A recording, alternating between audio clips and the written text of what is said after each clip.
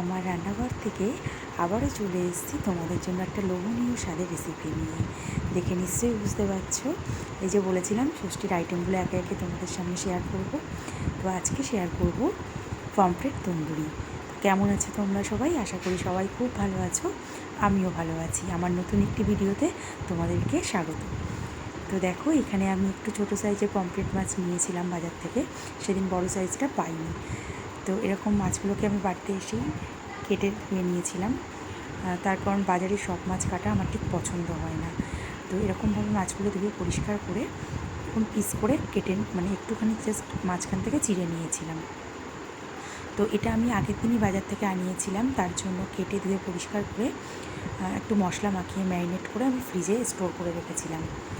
তো এই মাছগুলোর জন্য আমি যে মশলাটা নিয়েছি সেটা হলো আদা রসুন পেস্ট নিয়েছি খুবই সামান্য পরিমাণ, একটু সয়া সস, হলুদ নিয়েছিলাম, এখানে আমি ফুড কালার দিইনি, হলুদ, জিরের গুঁড়ো, ধনের গুঁড়ো, একটু গরম মশলা, একটু গোলমরিচের গুঁড়ো দিয়েছিলাম, আর দিয়েছিলাম ভিনিগার বা লেবুর রস, তোমরা যে কোনো ইউজ করতে পারো, একটু টক দইও আমি দিয়েছি। তো খুবই সামান্য পরিমাণ, দেখতে পাচ্ছ এখানে মশলাটা আমার একদমই কিন্তু কম হয়েছে। একটু লাল লঙ্কার গুঁড়ো আমি ইউজ করেছিলাম, তোমরা চাইলে সেটা স্কিপও করে যেতে পারো, তো একটা সুন্দর কালার আসে তার জন্যই। তো এগুলো এরকমভাবে ম্যারিনেট করে আমি কিন্তু আগের দিন রেখে দিয়েছিলাম। এটা জাস্ট একটা ফটো তোলার জন্য সাজিয়ে নিয়েছিলাম, দেখতে ভালো লাগছিল। তো এইভাবে কিন্তু আমি ম্যারিনেট করে এটাকে ফ্রিজে রেখেছিলাম। তো এটা কিন্তু আমার ওভারনাইট ফ্রিজে ছিল। তাতে কী হয়, মশলাগুলো খুব সুন্দরভাবে এর ভিতরে ঢুকে যায় মাছের মধ্যে, বা যে কোনো কিছু আগে থেকে একটু ম্যারিনেট করে রাখলে জানোই বেশ ভালো হয়। তো পরের দিন রান্নার আগের মুহূর্তে আমি এটা বার করে নিয়েছিলাম।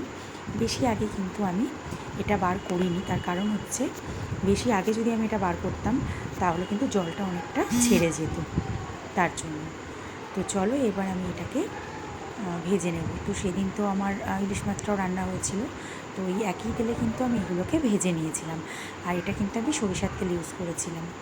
তো দেখো, একে একে আমি মাছগুলোকে ভেজে নেব। আর যেহেতু পমফ্রেট মাছও অনেক ইলিশ মাছের মতনই অনেকটাই নরম, তার জন্য কিন্তু আমি এটা লো ফ্লেমেই ভেজেছিলাম, আর খুব সাবধানে, বেশি ভাজবো না, জাস্ট সামান্য একটু ভেজে নিয়েছি। ভেজে এগুলোকে একটু তুলে রেখে দেবো। খেতে কিন্তু দারুণ হয়েছিল। তান্দুরি আইটেম তো এমনিতেও সবারই আশা করি ভালো লাগে, আমার তো ভীষণ ভালো লাগে। তো দেখো, এরকমভাবে মাছগুলো আমি একে একে ভেজে নিয়েছিলাম।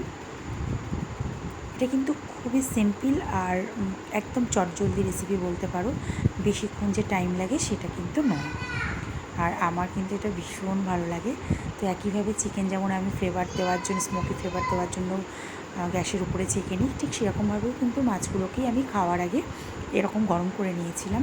তো এটা কিন্তু আমি কোনোভাবেই আগে থেকে করে রাখিনি, যেহেতু ঠান্ডা হয়ে যাবে তার জন্য। তো তারপরে খাওয়ার আগে একটু সস নিয়েছিলাম, আর একটু লেবু দিয়ে কিন্তু এটা খেতে দারুণ লাগে। তোমরা অবশ্যই কিন্তু এটা ট্রাই করো। দেখা হবে নতুন কোনো ভিডিও।